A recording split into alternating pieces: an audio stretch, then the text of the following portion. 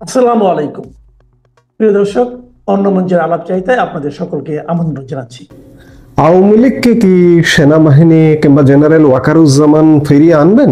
সাম্প্রতিক সময়ে বিশেষ করে সোশ্যাল মিডিয়ায় এই বিষয়টি কয়েকদিন ধরে আলোচনা দেখছি যে আওয়ামী লীগকে ফিরিয়ে আনবে বোধহয় ক্যান্টনমেন্ট, দেশের সার্বিক পরিস্থিতি, এগুলো আওয়ামী লীগকে ফিরিয়ে এনে দেবে। কিন্তু আসলে কি তাই? আসলে এক কথায় যদি উত্তর দেই যে তা নয়। আমি প্রথমেই ক্যান্টনমেন্ট প্রসঙ্গে আসি বা সেনাবাহিনী আওয়ামী লীগকে ফেরাবে কিনা। আওয়ামী লীগের সেনাবাহিনী ফেরাবে আওয়ামী লীগের ওই পরিস্থিতি ক্রিয়েট করতে হবে, তাহলেই সেনাবাহিনী ফেরাবে। কিন্তু বিদ্যমান অবস্থায় যদি মনে করেন যে আওয়ামী লীগ আমি চুপচাপ, আমি আওয়ামী লীগের অনেক নেতা কর্মী আছি, বিদেশে গিয়ে বসে আছি, বসে নাকে তেল দিয়ে ঘুমাচ্ছি, আমাকে সেনাবাহিনী নিয়ে গিয়ে আবার ইনস্টল করে দেবে, এটি যদি কেউ মনে করে থাকেন তাহলে সম্পূর্ণ ভুল মনে করছেন।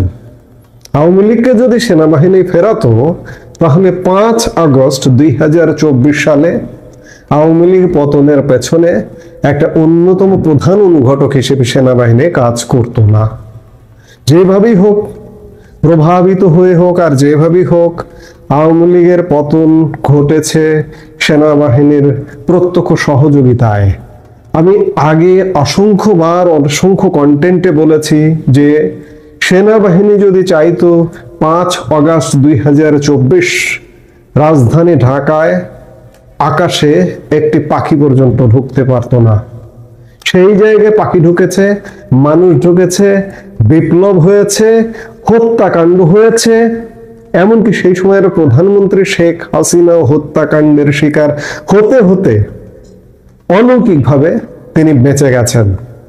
তিনি যদি দ্রুত বিমানযোগে পার হয়ে না যেতে পারতেন তাহলে কি অবস্থা হতো আজকে একটু ভাবলেও মানুষের গা শিউরে ওঠার কথা।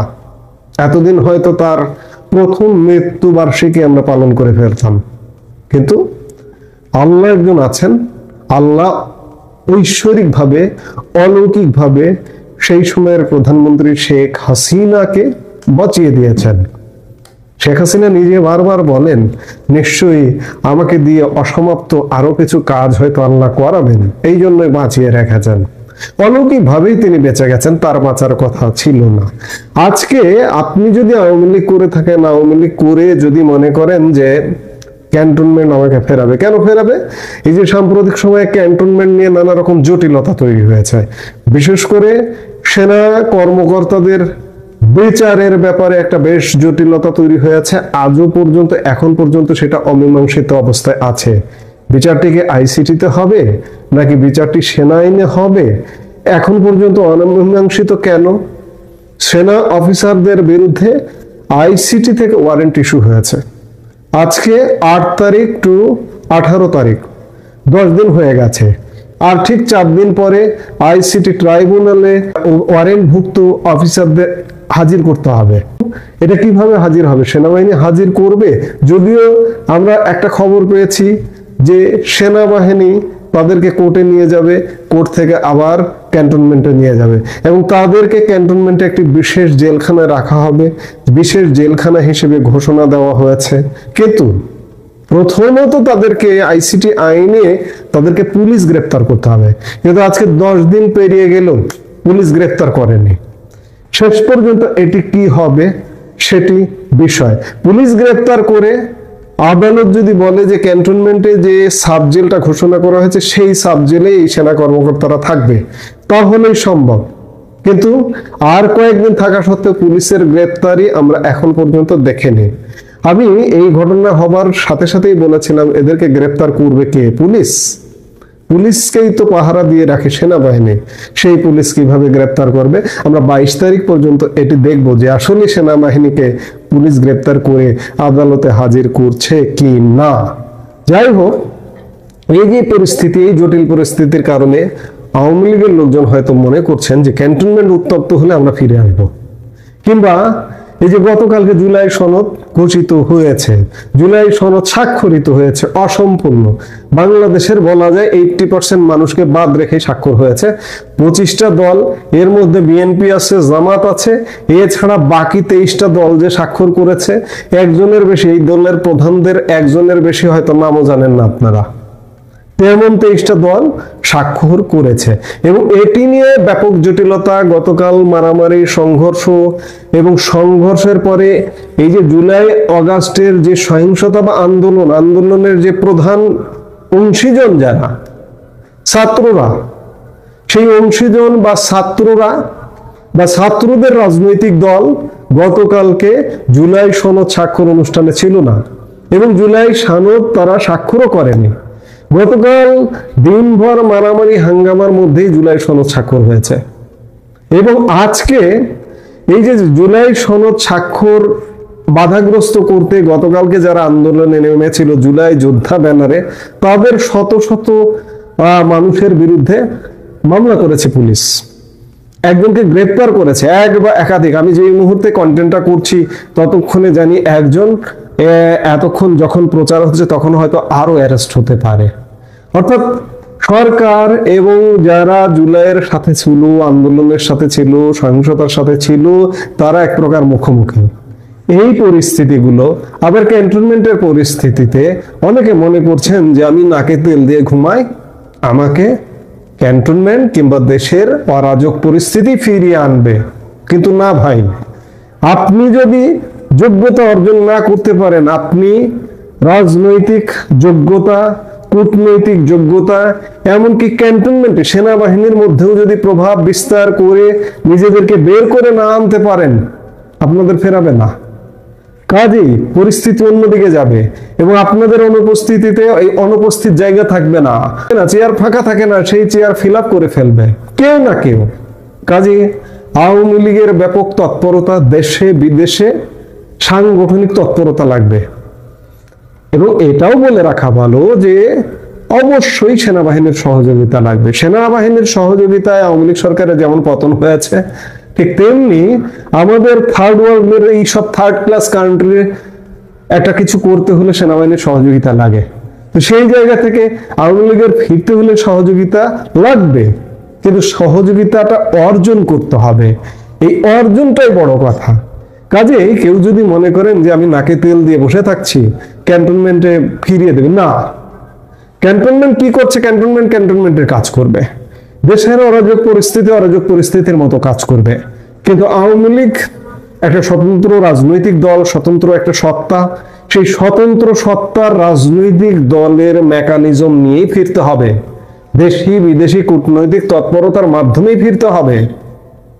কাজেই আওয়ামী লীগ ফিরবার সেই প্রচেষ্টা নেবে, কারণ আওয়ামী লীগ ফেরাটা এই মুহূর্তে বাংলাদেশ বলছে, বাংলাদেশের মানুষ বলছে যে আওয়ামী লীগকে ফিরতে হবে। এই ফিরতে হলে কি করা দরকার?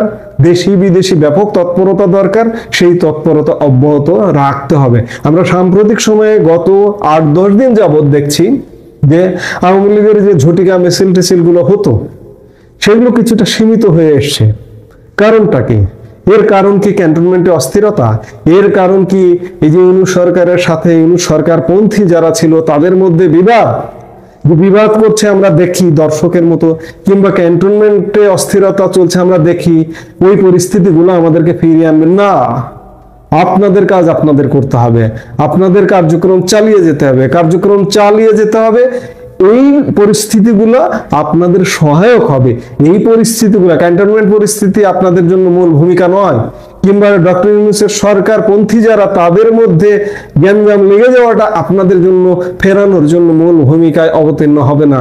মূল ভূমিকায় অবতীর্ণ হতে হবে আপনাদের নিজেদেরকেই।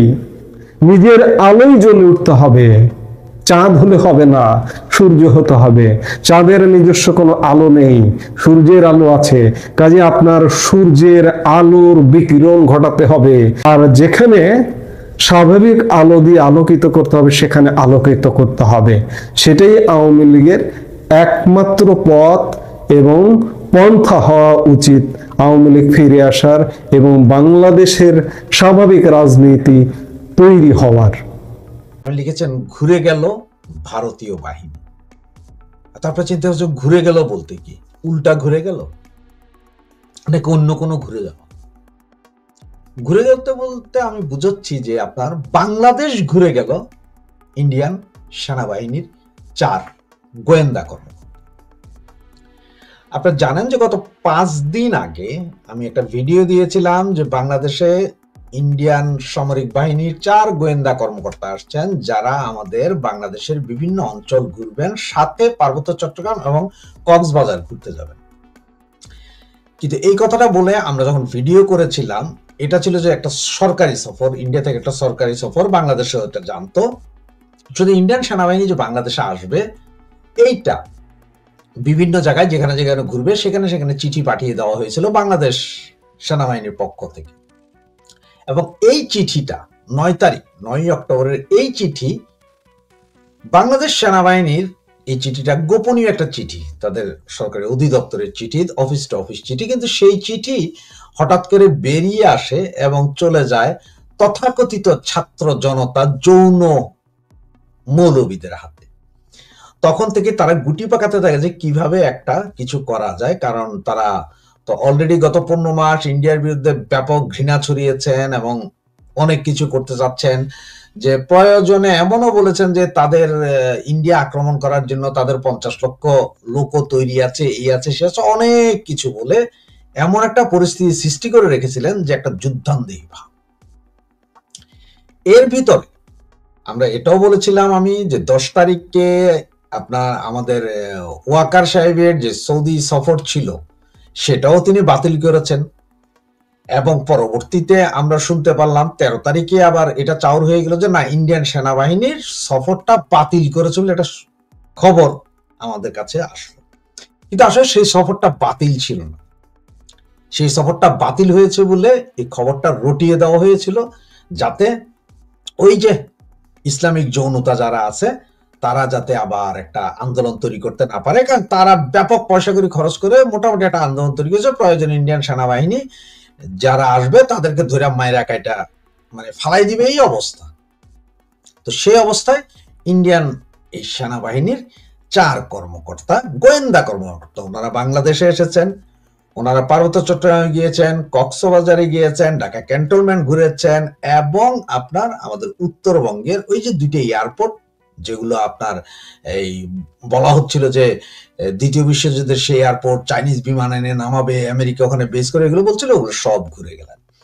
তো ঘুরে যাওয়ার পরপরই আপনার আবার আমাদের অনেকে বলছে যে একসাথেই ছিলেন, আবার অনেকে বলছেন যে না, আমাদের সেনাপ্রধান আলাদা একাই গিয়েছিলেন ওই জায়গায়।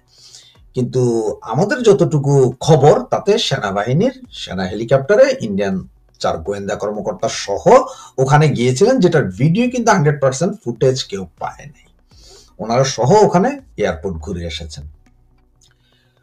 এখন আপনারা বলতে পারেন যে এতে ইন্ডিয়ান সেনাবাহিনী ঘুরে গিয়েছে, তাতে লাভ কি? দেখেন, গত 15 মাসের ভিতরে একমাত্র পাকিস্তানি আর আমেরিকান গোয়েন্দা কর্মকর্তারা সরাসরি আসতেছে যাইতেছে, এছাড়া ইন্ডিয়ান কোন বাহিনীর লোক এখানে সরাসরি ভাবে আসেনি। হ্যাঁ, রয়ের এজেন্ট আছে, হাজার হাজার রয়ের এজেন্ট আছে, ওগুলো চেনার কোনো উপায় নেই, তারা আছে এখানে। বাকি বাকি পাকি এজেন্ট, তারপর চাইনিজ এজেন্ট এরাও আছে, আমেরিকান এজেন্টও আছে, কিন্তু সরাসরি ভাবে ওপেন ডিক্লেয়ার দিয়ে কেউ আসেনি, কারণ যেহেতু একটা সম্পর্ক খুব খারাপ দিক চলছে। আর এই আশাটার পেছনের কিন্তু একটু কারণ যদি আপনারা খতিয়ে দেখেন তাহলে একটা খুব ভালোভাবে বুঝতে পারবেন। এই যে ট্যারিফ নিয়ে যত গন্ডগোল চলতেছিল, এই চলতেছিল, কিছুদিনের ভেতরে কিন্তু এই যে কিছুদিন মানে আপনার 10 থেকে 12 দিন আগে ইন্ডিয়ান বলছি, আমেরিকান প্রেসিডেন্ট বলছিল না, নরেন্দ্র মোদী আমার বন্ধু মানুষ, তার সাথে আমার দেখা হবে, এই হবে, সে একটা ভালো ভাব। কারণ আপনার আমেরিকার প্রধান শত্রু কিন্তু চায়না, ওদের প্রধান শত্রু ইন্ডিয়া না। চায়নার শক্তিকে খর্ব করার জন্য তাদের কিছু একটা দরকার, আর ইন্ডিয়ার দরকার হচ্ছে তার দেশের নিরাপত্তা। ইন্ডিয়ার রিয়েলি প্রয়োজন অন্য কিছু না, শুধু তার দেশের নিরাপত্তা, যে তার দেশে যাতে কোনো গন্ডগোল না হয়। দেখেন, পাকিস্তান, তার পার্শ্ববর্তী রাষ্ট্র আফগানিস্তান, 3 বছরের ভিতরে মানে 9 বার যুদ্ধ হয়েছে, প্রতিদিনই তাদের বর্ডারে যুদ্ধ চলে। কিন্তু আপনারা যে চিন্তা করেন, বাংলাদেশের সাথে ইন্ডিয়া কিন্তু কখনো এইভাবে ফাইট করতে আসে না, যুদ্ধ করতে আসে না, তো পাকিস্তান করতে। শুধু এই হারামির জাত, এই পাকি জাত, তারা এসে আমাদের উপর তাবেদারি করবে, এইখান থেকে বৈশা অন্য দেশে আক্রমণ চালাবে, আর পার্শ্ববর্তী দেখে থাকবে, এটা তো হয় না। আরেকটা কথা একটু খেয়াল করে দেখেন, আজকে 4 দিন ধরে আবার ডোনাল্ড ট্রাম্প বলছেন যে ইন্ডিয়া আমার কাছে প্রমিস করেছে রাশিয়ার তেল কিনবে না। রাশিয়ার তেল কিনবে না না কিনবে সেটা যেমন ইন্ডিয়া ভালো বুঝে এবং রাশিয়া বুঝে। এখন যদি বলে যে কিনবে না, এর পেছনে কি কোনো যুক্তি পান? দেখেন, এর পেছনে একটা যুক্তি আমি বলি। এমন হতে পারে যে ঠিক আছে, ইন্ডিয়া বলে যে আমি রাশিয়ার তেল কিনবো না বা 50% কমাই দিব, আগে যেটা 2% ছিল সেই পার্সেন্টেজে নিয়ে যাব, এখন তো 100% কিনি, তা কিনবো না, 2% বাকি তোমার থেকে কিনবো। কিন্তু তুমি একটা কাজ করতে হবে, সেটা হচ্ছে যে বাংলাদেশ নিয়ে মাথা ঘামাইতে পারবে না, বাংলাদেশে আমি যারা চাই তারাই বসাই দিব, আমি যাকে চাই তারে বসাবো। কারণ এখন বাংলাদেশে আমি যারে চাই তারে বসাবো, তাহলে কে আছে? আমি যাকে চাই তাকে বসাবো, সেটা একমাত্র আছে আওয়ামী লীগ, সেটা একমাত্র আছে জননেত্রী শেখ হাসিনা, যে আমি ওনাকেই বসাবো, ওনাকেই চাই। কারণ উনি থাকলে আমার দেশ নিরাপদ। কারণ বিএনপি কে দেখিয়ে দিচ্ছে, জামাত তো হুমকি দমকি দিচ্ছে। সুতরাং এখানে ইন্ডিয়া এখন যদি 100% যদি বলে যে আমি শেখ হাসিনাকেই চাই, সেভাবেই কাজ করতে হবে, সেভাবেই কাজ করবে। আমেরিকার ইন্ডিয়া যদি একসাথে কাজ করে হাত মিলিয়ে ফেলে, তাহলে পৃথিবীর কোনো শক্তি নেই আর আটকায় রাখবেন, যে কোনো মুহূর্তে যে কোনো অঘটন ঘটতে। তাই বলছি, দেখেন, খুবই গোপনীয়তার সহকারে ইন্ডিয়ান সেনাবাহিনীর 4 কর্মকর্তা যেহেতু ঘুরে গেছে, এখন আরো ঘুরবে, আরো ঘুরবে, আরো ঘুরবে। কেউ ঘুণাক্ষরও টের পাবেন না যে কখন ঘুরছে, কখন আসছে, কখন যাচ্ছে, এটার কোনো খবর পাওয়া যাবে না। আর আমেরিকা এই মুহূর্তে ইউনুস গভর্নমেন্ট বা অমুক তমুক দিয়ে বসায় তো দেখলো বাইডেন। সুতরাং ডোনাল্ড ট্রাম্প ওটা মানে না, আর ইউনুসকে দিয়ে যে কিছু হবে না সেটাও জানে। আর আমেরিকার যা যা চাহিদা ছিল তাই ইউনুস গভর্নমেন্ট পূরণ করেই দিয়েছে অলরেডি। সুতরাং এরপরে এখন কে আসলো এই দেশে, কে ধরে রাখলো, সেটা কোনো দায় দায়িত্ব আর ইন্ডিয়ার নাই। তো বাংলাদেশের এই গত 15 মাসে বাংলাদেশের যে ক্ষতি হয়েছে, 50 বছর পিছিয়ে দিয়েছে বাংলাদেশকে, বাংলাদেশকে ট্র্যাক থেকে ফেলে দেওয়া হয়েছে। সুতরাং খুব সহসাই বাংলাদেশ আবার বাংলাদেশের ট্র্যাকে আসবে, বাংলাদেশ বাংলাদেশের মতোই চলবে। এই দেশের জনগণ আওয়ামী লীগকে ভালোবাসে, জননেত্রী শেখ হাসিনাকে ভালোবাসে, ওনার উন্নয়ন কর্মকাণ্ডকে ভালোবাসে। বাংলাদেশি লোকজন যে নিরাপদ তাই ছিল সেটাকেও তারা ভালোবাসে। আজকে আমাদের পাসপোর্ট 100 নাম্বারে চলে গিয়েছে, আজকে আমাদের শ্রমিকদেরকে বিদেশ থেকে পাঠিয়ে দেওয়া হচ্ছে। এগুলো সবই হচ্ছে এই ইউনিসিও গভর্নমেন্টের কারণে। সারা পৃথিবীর অনেক সোলজার আছে যারা আপনার ইয়েতে কাজ করে, এই ইউনাইটেড নেশন হয়ে কাজ করে, অর্থনৈতিক সমস্যার কারণে কাউরে পাঠায় না, শুধু বাংলাদেশে পাঠিয়ে দেয়। এগুলো কি একটু বুঝেন? এগুলো হচ্ছে জিও পলিটিক্সের খেলা। সুতরাং চায়নাকে ঠেকাইতে হবে, রোডস এন্ড বেল্ট প্রযুক্তি চায়নার যেটা আছে সেটাতে ঠেকাইতে হবে, যার কারণে আপনার ইন্ডিয়া পাকিস্তানের একটা গন্ডগোল লাগাই দিছে। ঠিক তেমনি এখানেও আপনার এই গভর্নমেন্ট যে কোনো মুহূর্তে পড়ে যেতে পারে। কারণ হচ্ছে যে ইন্ডিয়া যদি প্রমিস করে, ইন্ডিয়া যদি গ্যারান্টি দেয় যে শেখ হাসিনা থাকবে, ক্ষমতায় থাকবে, শেখ হাসিনা আপনার কথা মতো চলবে, আপনার স্বার্থ দেবে, সমস্যা তো নেই, তখন আমেরিকা কি করবে? যে ঠিক আছে ওরা চায়নার কাছে যাবে না, চায়না থেকে একটু দূরত্ব বজায় রাখবে, চায়নার কাছে যাবে না, আমাদের সাথেই থাকবে, আমাদের ভাবেই আছে, তাহলে তো কোনো প্রবলেম নেই, তাহলে তার শেখ হাসিনার ব্যাপারে কোনো ইয়ে নেই। সুতরাং একটু অপেক্ষা করুন, দেখতে থাকুন। 5 দিন আগের ভিডিওটাও দেখে নিন যারা পারেন। অনেকে বলেছিলেন যে হয়তো গুজব রটাচ্ছি যে ইন্ডিয়ান সেনাবাহিনী আসবে, এটা তো বলছে আসবে না।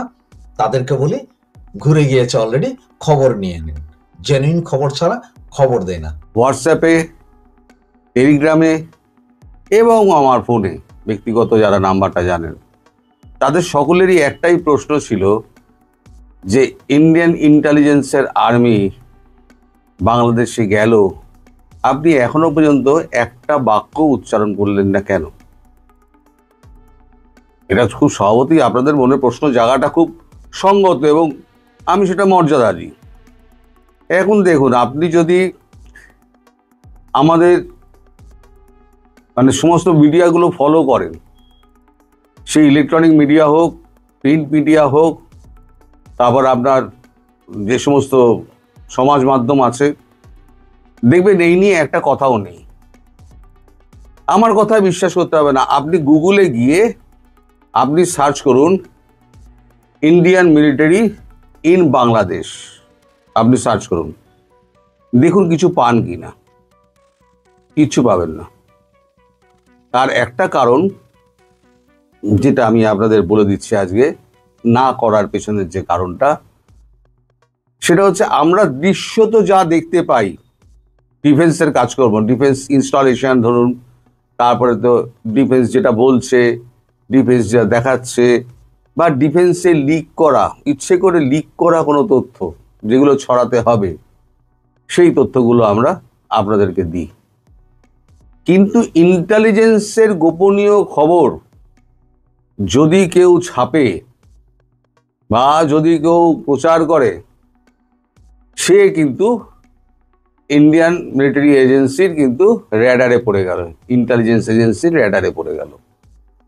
এবার সে কোথায় কি করছে না করছে তার আদ্য পান্ত সমস্ত একেবারে খবরাখবর নেবে। তুমি দেশের শত্রু নাকি বন্ধু, এবার প্রমাণ করার দায়িত্ব হচ্ছে আপনার। সুতরাং প্রত্যেকটা মিডিয়া এবং প্রত্যেকটা ইলেকট্রনিক মিডিয়া, প্রত্যেকটা সমাজ মাধ্যমে যত চ্যানেল আছে, তাদেরকে দেখবেন এই নিয়ে টু শব্দটি কাটেনি, কেউ কাটবে না। আমার কাছে এত প্রশ্ন এসছে যে আজকে আমি এটা নিয়ে বলতে বাধ্য হলাম।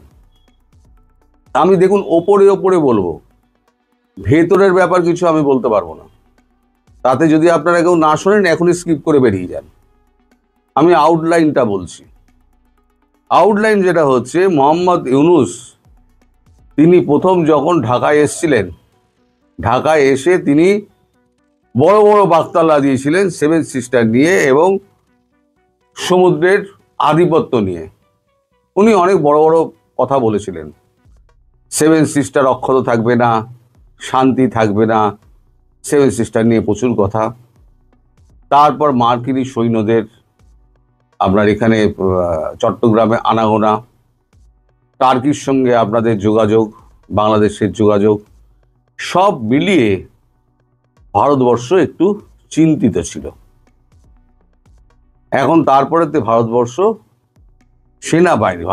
সেনাবাহিনী যোগাযোগ করে আপনাদের মানে স্বরাষ্ট্র দপ্তরের সঙ্গে। সেখানে চিঠি দেওয়া হয় যে আমরা ভিজিট করতে যাব, আমাদের পারমিশন দেওয়া হোক। আমরা পারমিশন চাইছি, পারমিশন যদি না দেন তাহলে আমরা এমনিই যাব, পরের বারে আর পারমিশন চাইবো না এবং অন্য কোনো কথাও আমরা শুনবো না। আমরা শুধু দেখতে চাই কোথায় কি হচ্ছে, আইএসআই কোথায় ঘাঁটি করেছে, লালমনিরহাটে কি হচ্ছে, আপনার কক্সবাজার আর এতে কি হচ্ছে, এই সমস্ত অঞ্চল আমরা ঘুরে দেখতে চাই। এবং আইএসআই এর সঙ্গে আপনাদের সম্পর্ক কি, টার্কির সঙ্গে আপনাদের সম্পর্ক কি, সেগুলো নিয়ে আমরা একটুখানি আলোচনা করব। এই আলোচনা করার তখন তো বাধ্য হয়ে মোহাম্মদ ইউনূস এই অনুমতিটা দিয়েছিলেন, হ্যাঁ আপনারা আসুন, আপনারা এসে আমাদের এখানে দেখে যান। এখন আপনারা প্রশ্ন করতেই পারেন, ওই আমাদের কাগজেতে বেরোল না, তাহলে মোহাম্মদ ইউনূসকে বলবেন যে আমি ইন্ডিয়ান আর্মিকে আমি ডেকে পাঠিয়েছি, তারা এসে এখানে ঘুরে যাবে? কখনোই তিনি বলবেন না। ফলে আপনারা দৃশ্যটা দেখতে পাচ্ছেন, ইন্ডিয়ান আর্মির লোকজন, ইন্টেলিজেন্সের লোকজন এসছে, তারা এখানে যাচ্ছে, ওখানে যাচ্ছে, সেখানে যাচ্ছে, কথাবার্তা বলছে, বৈঠক করছে, বৈঠক করে তারা চলেও গেল। কিন্তু ভেতরের খবর আপনিও জানতে পারলেন না, আর আমিও প্রকাশ করতে পারছি না। তার মানে এই নয় যে আমরা জানি না, সবাই সব জানে, কিন্তু কেউ আমরা প্রকাশ করবো না। যদি ভালোই ভালোই সমস্যা মিটে যায় তাহলে বাড়াবাড়ি করার দরকার নেই, আর যদি ভালোই ভালোই না মেটে তাহলে প্রেক্ষাপট ধরতে হবে। এটি হচ্ছে সরাসরি একটা বার্তা দিয়ে দেওয়া হয়েছে। এর মধ্যে ওয়াকারুজ্জামান তিনি নড়ে চড়ে বসেছেন, কিন্তু এখন শোনা যাচ্ছে লেফটেন্যান্ট জেনারেল শামীম, তাকে তিনি এখন দায়িত্ব হস্তান্তর করেছেন। আনঅফিসিয়ালি শোনা যাচ্ছে, অফিসিয়াল খবর কিন্তু আমি জানি না, এর কতটা সত্য কতটা মিথ্যে তা আমি জানি না। এটা কাল রাত থেকে এটা খুব চাউর হয়েছে। লেফটেন্যান্ট জেনারেল শামীম মিজানুর রহমান শামীম, এরকম কিছু একটা নাম হবে, আমি পুরোটা জানি না। তো অনেক কিছু ঘটছে, পর্দার অন্তরালে অনেক কিছু ঘটছে। এই যে গতকালকে জুলাই সনদ হলো না, সেখানে অনেক শুকনো মুখের দল দেখেছেন। তারা বুঝতে পারছে যে আমাদের সময় কিন্তু ঘনিয়ে আসছে। এই যে সনদ ফনদ এই যে যেগুলো হচ্ছে, আপনারা লাফালাফি করছেন, এগুলো কোনো কাজে আসবে না। আমি আগেও বলেছি, এখনো বলছি, ভবিষ্যতেও বলবো, এই সনদ ফনদ কোনো কাজে লাগবে না। এখন টাইমটা এটা বাঁচলো কেন? ভারত, আপনাদের মনে আছে আফগানিস্তানের বিদেশমন্ত্রী আমির খান মুত্তাকি, তিনি ভারতে এসেছিলেন। ভারতে এসে তিনি বিদেশ মন্ত্রকের সঙ্গে কথাবার্তা বলেছেন এবং ভারত তাদেরকে যথাসম্ভব সাহায্য দেওয়ার অঙ্গীকার করেছে। ভারতবর্ষ বরাবরই আফগানদের বন্ধু। এখন ভারতবর্ষের প্ল্যান হচ্ছে আফগানিস্তানকে দিয়ে, মানে তালিবানকে দিয়ে পাকিস্তানকে আচ্ছা করে পেটাও। এরা এখন ডিউরাল লাইন, এই যে লাল দাগটা দেখছেন, এই ডিউরাল লাইন পেরিয়ে গিয়ে এরা এখন পাকিস্তানের মধ্যে ঢুকে পুরো হামলা চালাচ্ছে, বডিকে বডি ফেলে দিচ্ছে। তারপরে ভারত করেছে কি, একদিকে পাকিস্তানকে যুদ্ধে জড়িয়ে রেখেছে যাতে মাথা না তুলতে পারে। এত সোলজার সারা দিনে যদি 70, 80, 120, 130টা করে সোলজার মারা যায়, একটা সোলজার তৈরি করতে গেলে মেহনত করতে হয়, যে সময় দিতে হয়, যে খরচা করতে হয়, সেই সোলজার যদি মারা যায় তাহলে তার মানে অবস্থা কতটা খারাপ হতে পারে। ঠিক এই সময়টাতে ভারত এই সুযোগটা নিয়েছে যে এখন যা করার করো, পাকিস্তান ওদিকে ব্যস্ত আছে। আর তার কি ব্যবস্থা করে রেখে দিয়েছে ওই গ্রিসকে দিয়ে। গ্রিসকে আপনারা কতটুকু খবর নিশ্চয়ই আপনারা জানেন, এইটুকু খবর নিশ্চয়ই আপনারা জানবেন, কতটুকু অল্পটুকু খবর হলেও জানবেন যে গ্রিস টার্কিকে লক্ষ্য করে গতকালকে 5টা মিসাইল মেরে দিয়েছে। এরদোগানের এখন পাগল করা অবস্থা, কারণ গ্রিসের সঙ্গে টার্কির একটা বরাবরের গন্ডগোল। এই টার্কি, ওদিকে আজারবাইজান, এটা হচ্ছে টার্কির বন্ধু হচ্ছে আজারবাইজান। আজারবাইজানকে ম্যানেজ করার জন্য আর্মেনিয়াকে সশস্ত্র করে রেখে দিয়েছে। এবার যদি আরো একটুখানি গন্ডগোল টার্কি পাকায়, তাহলে পরে এবার আর্মেনিয়াকে বলবে তুমি এবার আজারবাইজানকে অ্যাটাক করো। তার মানে টার্কি চারদিক দিয়ে ঘিরে গেল, পাকিস্তান চারদিক দিয়ে ঘিরে গেল, বাকি রইল কে? বাকি রইল ভারত। এইবারে ভারত বুঝে নেবে। আর আফগানিস্তানের ব্যাপারটা আমি বলি, আফগানিস্তান দীর্ঘদিন ধরে এরা লড়াই করে আসছে। আফগানিস্তানের বিরুদ্ধে লড়াই করে কেউ জিতবে না, কোনোদিন জিততে পারেনি। কারণ এরা পাহাড়ি মানুষ, পাহাড়ে নুন রুটি খেয়ে থেকে যাবে, আপনি আমি পারবো না। এরা 40 বছর ধরে লড়াই করছে, এরা পস্তুন, এরা লড়াই করে আসছে, লড়াকু জাত, জান চলে যাবে তবু অস্ত্র ছাড়বে না। ওখানে মজিদ ব্রিগেড আছে, বিএলএ আছে, বিএলএফ আছে, টিটিপি আছে, সবাইকে এখন একত্র করে দিয়েছে তালিবান, এই তালিবানরা। এখন তালিবানরা সবাইকে একত্র করে দিয়ে আফগানিস্তান এপাশ দিয়ে মারছে, টিটিপি ওপাশ দিয়ে মারছে, বালুচ এপাশ দিয়ে মারছে, সব মিলিয়ে তাহি মধুসূদন অবস্থা। এই অবস্থায় একটা মিস অ্যাডভেঞ্চার পাকিস্তান করতে চাইবে, যাতে সেটা পূর্ব দিক দিয়ে না করতে পারে, আপনাদের দেশটা যাতে ধ্বংস না হয়, তার জন্য আমরা এখান থেকে ওখানে গিয়ে কি কি ইনস্টলেশন, কে কি বসিয়েছে না বসিয়েছে সেগুলো আমরা সমস্ত দেখে এসেছি এবং ছবি টবি তুলে এসেছি। এর বাইরে আর কি কথা হয়েছে, কি কি আছে না আছে, এগুলো আমাদের প্রকাশ করার কোনো অনুমতি নেই। আমি ওই যে বললাম, আপনারা গুগল সার্চ করুন, যদি একটা লাইন পান আপনারা এই ব্যাপারে, তাহলে আপনারা আমাকে ফোন করে আর কমেন্টে আচ্ছা করে গালি দিয়েন। যদি গুজবই ছড়ানো হতো তাহলে আমি অনেক কিছুই বলতে পারতাম। আর এই ডসিয়ারের ব্যাপারটা বলছেন তো, এটাও কিন্তু দৃশ্যমান নয়। ডসিয়ারটা হচ্ছে গোপন কূটনৈতিক চিঠির আদান প্রদান, সেটা এতটাই গোপনীয়, সেটা গোপনই থাকে। ডসিয়ার এসছে এই খবরটা আমরা পাবো, যেমন পাকিস্তান ডসিয়ার পাঠালে, আমেরিকাও ডসিয়ার পাঠায়, সব দেশই ডসিয়ার পাঠায়, ভারতও ডসিয়ার পাঠায়। ডসিয়ার এসছে এই খবরটা আমরা পাবো, কিন্তু ডসিয়ারের ভেতরে কি আছে না আছে সে খবরটা আমরা পাই না। হ্যাঁ, হয়তো 2-4 লাইন আউটলাইনটা আমাদের বলে দেয় যে এইটা হচ্ছে আউটলাইন আছে, যেটা আমাদের দেশের পক্ষে খারাপ হবে না। আমাদের দেশের পক্ষে ক্ষতি হবে না, সেই রকম একটা আউটলাইন তারা বলে দেয়। সেই অনুযায়ী কিন্তু আমি ওই ডসিয়ারের ব্যাপারটা বলেছি।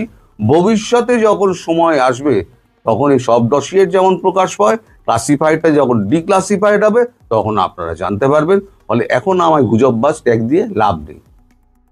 আর এতদিন আমি যদি গুজব ছড়ানোরই হতো তাহলে পরে ইন্ডিয়ান আর্মির এই যে ঢাকায় উপস্থিত হওয়া, তাদের কাজকর্ম করা, সমস্ত কিছু নিয়ে অনেক কিছু ভিডিও আমি লম্বা 4-5টা ভিডিও এপিসোড করে দিতে পারতাম, কিন্তু আমি করিনি। যেটা বলা যায় না সেটা আমি করব না। আর আমি যখন বলি, নাম ধরে ধরে বলি, যদি কারোর আপত্তি থাকে তাহলে সে আমার দেশের লোক, সে আমার গলাটা টিপে ধরবে, কারণ তার নামটা আমি কোট করছি, তাকে জড়িয়ে দিচ্ছি। সুতরাং আমি যা বলি স্পষ্ট বলি, এবং সেটা আপনাদের মনে হয় এই মুহূর্তে তো হচ্ছে না, ফলে এই লোকটা বাজে কথা বলে যাচ্ছে, কিন্তু এগুলো পরে আপনার এই ফলটা পরে পাবেন। আমি বরাবরই বলেছি 2024 আগস্টে যা ছিল বর্তমানে কি তাই আছে? যদি একই রকম অবস্থা থাকতো তাহলে পরে আপনারা দেশে বাঁচতে পারতেন না। আর ভারত বিরোধী যত সংগঠন আছে না, তাদেরকে নাচতে দিন, আর কদিন নাচাগোদা হবে, তারপর সব থামাথামি হয়ে যাবে, সব শান্ত হয়ে যাবে।